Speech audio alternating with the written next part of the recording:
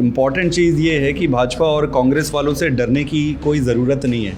ये इनकी जो गुंडागर्दी है, अब इनके दिन छट गए। भारतीय जनता पार्टी और कांग्रेस की सरकार आज तक पूरे देश में पेंशन को एक चुनावी मुद्दा समझती है।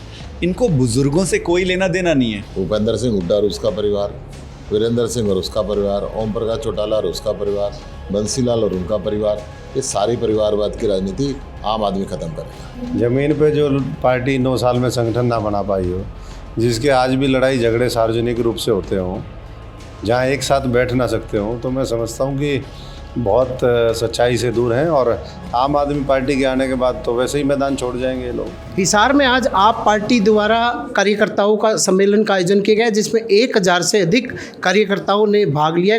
आज हमारे साथ जो आए हैं राज्यसभा सांसद संदीप पाठक जी, इन्होंने अपने कार्यकर्ताओं को गुर दिए हैं। तो ऐसे में हम बातचीत करेंगे कि सर, आज आपने क्या कार्यकर्ताओं को गुर दिए 2024 के लिए? सबसे इम्पॉर्टेंट चीज़ ये है कि खुद में कॉन्फिडेंस लाना है कि हम सरकार बना रहे हैं, जो कि आम आदमी पार्टी इस बार सरकार बना रही है। और कार्यकर्ता, ज़्यादातर हमारे कार्यकर्ता आम आदमी है, तो सब कुछ अपना छोड़ के न्योछावर करने ही आई है। इनको कुछ नहीं चाहिए, इन कार्यकर्ताओं को। तो आज इनको शपथ दिलाया है और ये शपथ लिया है कि देश के लिए अपना सर्वस्व सब कुछ न्योछावर कर देंगे।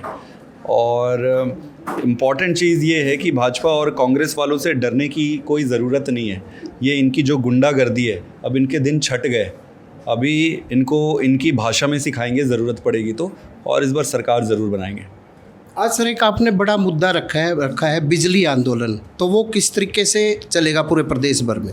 देखिए, हरियाणा में आप देखेंगे तो कई सारे जगह पे तो अभी बिजली नहीं पहुंची। कई सारे ऐसे समूह हैं, ग्रुप है जहाँ पे बिजली नहीं पहुंची। कई सारे ऐसे किसान हैं जिनके बिजली के कनेक्शंस कटे हुए हैं। बिजली के जो रेट है वो इतने ज़्यादा है यहाँ पर। तो बिजली एक मूलभूत ज़रूरत की चीज़ है, जो सबका अधिकार है। फ्री बिजली, जब दिल्ली में हम फ्री बिजली दे सकते हैं, जब पंजाब में फ्री बिजली दे सकते हैं, तो हरियाणा फ्री बिजली क्यों नहीं दे सकती? 24 घंटे बिजली क्यों नहीं दे सकती है? बिजली की समस्या से जनता त्रस्त है। यहाँ पर जनता इस मुद्दे को लेकर सड़क पे आएगी और मुद्दे को पूरी ताकत से उठाएगी। सर, अगर बिजली की बात की जाए, पंजाब में अभी भी बिजली के कट लग रहे हैं, पर्याप्त बिजली नहीं मिल रही है पंजाब के लोगों को। मुझे नहीं लगता है कि कहीं पे कट लग रहे हैं। कहीं पर अगर कट लग भी रहा होगा तो कट को रोकने के लिए सबसे ज़रूरी चीज़ होती है कि ट्रांसफार्मर और मशीनें, खंभे जो पुराने लगे हुए हैं, धीरे धीरे सबको बदलना पड़ेगा। आप दिल्ली में देखेंगे कि दिल्ली में जब हमारी सरकार बनी थी तो धीरे धीरे एक एक करके जितने ट्रांसफार्मर, खंभे, मशीनें वो बाबा आदम ज़माना के लगे हुए हैं, वो सबको रिप्लेस करना पड़ेगा। तो ये फेज़ आउट हो जाएगा। आज पूरे पंजाब में फ्री बिजली मिलती है। 80% से ज़्यादा लोगों को फ्री बिजली मिल रही है। पूरे पंजाब में कोई कट नहीं लग रहा है। पूरे पंजाब की जनता बिजली को लेकर बहुत खुश है आज। सर, अगर हरियाणा के बुढ़ापा पेंशन की बात की जाए, काफ़ी लोग परेशान हैं, उनके नाम भी काट दिए गए हैं, और ऐसे में आप पार्टी की सरकार आएगी तो आपके द्वारा बुजुर्गों को कितनी पेंशन दी जाएगी? भारतीय जनता पार्टी और कांग्रेस की सरकार आज तक पूरे देश में पेंशन को एक चुनावी मुद्दा समझती है। इनको बुजुर्गों से कोई लेना देना नहीं है। बुजुर्गों के जीवन को सुधारने या उनकी मदद करने से कोई लेना देना नहीं है। एक तो ये पेंशन बनाते नहीं है, पेंशन बनाने में बहुत फर्जीवाड़ा और करप्शन करते हैं, पैसे लेते हैं। अगर किसी का पेंशन बन गया तो वहाँ रेगुलर पैसे नहीं आते। तो ये पेंशन को सिर्फ चुनावी मुद्दा बनाते हैं, ना पेंशन प्रॉपर तरीके से बनते हैं। अगर बन जाते हैं तो रेगुलर पैसे नहीं आते। आप दिल्ली को एक मॉडल जैसे लीजिए। दिल्ली में सभी का आराम से पेंशन बनता है, कोई करप्शन नहीं है, और पेंशन घर बैठे टाइम पर हर महीने बाकायदा आ जाता है। अगर बेरोज़गारी की बात की जाए, हरियाणा बेरोज़गारी में काफ़ी अव्वल आ गया है, तो ऐसे में आप पार्टी आगे सरकार बनाएगी तो बेरोज़गारी कैसे दूर करेगी, कैसे युवाओं को नौकरी देगी?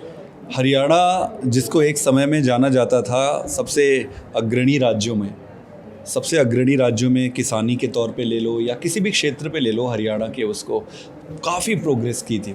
आज खट्टर सरकार और हुड्डा साहब, इनके अगर कार्यकाल को आप देखें तो दलाली की सरकार है इनकी।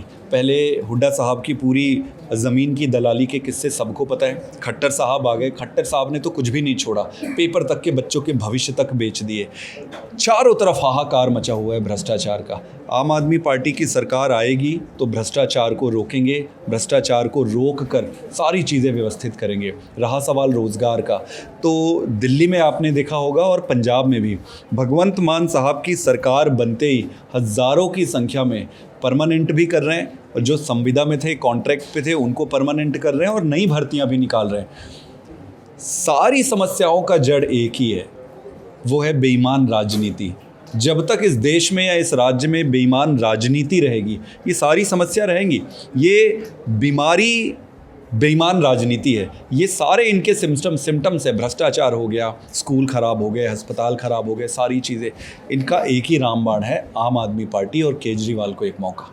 सर, एक गुप्ता जी से सवाल है, हरियाणा की जो राजनीति में दो परिवार है, वीरेंद्र सिंह और दुष्यंत चौटाला, आपस में एक दूसरे के प्रतिक्रिया कर रहे हैं। क्या लगता है हरियाणा में ये चलेगी सरकार या टूटेगी? हरियाणा में राजनीति में कई परिवार हैं, दो ही परिवार नहीं है। भूपेंद्र सिंह हुड्डा और उसका परिवार, वीरेंद्र सिंह और उसका परिवार, ओम प्रकाश चौटाला और उसका परिवार, बंसीलाल और उनका परिवार। ये सारी परिवारवाद की राजनीति आम आदमी ख़त्म करेगा। जी, अशोक जी इससे बात करते हैं। सर, भूपेंद्र हुड्डा कहते हैं अगली सरकार हम बनाएंगे। सपने देखने में कहते हैं कोई पैसे नहीं लगते, पर सपनों के प्रयास क्या हो रहे हैं? ज़मीन पे जो पार्टी 9 साल में संगठन ना बना पाई हो, जिसके आज भी लड़ाई झगड़े सार्वजनिक रूप से होते हों, जहाँ एक साथ बैठ ना सकते हों, तो मैं समझता हूँ कि बहुत सच्चाई से दूर हैं। और आम आदमी पार्टी के आने के बाद तो वैसे ही मैदान छोड़ जाएंगे ये लोग। जी, ये थे सभी आम आदमी पार्टी के नेताओं ने यही कहा कि आने वाले समय में सरकार बनाएंगे और ऐसे में और जो भी काम करेंगे लगभग सभी मिलकर काम करेंगे।